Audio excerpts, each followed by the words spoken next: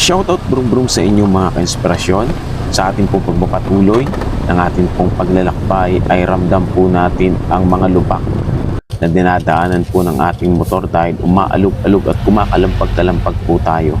Pero itong part po na to ay dito pa rin po sa may Timona na po yan. Dito pa rin sa kaduktong pa rin po yan ng Bitukang Manok. Ayan. Kasi meron po pala dito mga kinoconstruct pa rin. Ayan, tuloy-tuloy pa rin po ang kanilang sasaayos ng kalsada. Kaya sa mga susunod ay baka maganda na po. At dito naman po ay medyo malubak-lubak pa rin po at umalog-alog po talaga tayo dito. Ayun o, shout out po.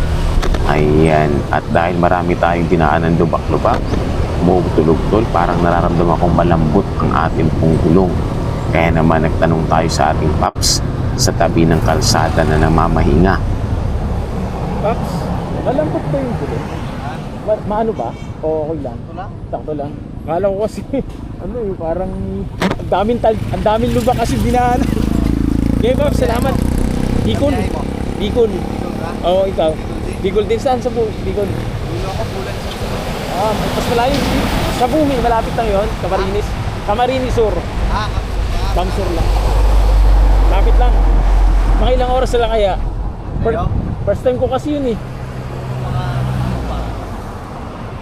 3 hours. 3 hours, kaya naman. Kumusta naman yung daan? Kumusta naman yung daan? Pa rin.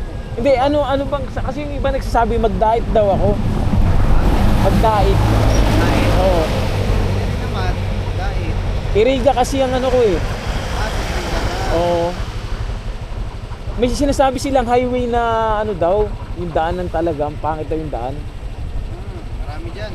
Kaya naman. Kaya naman.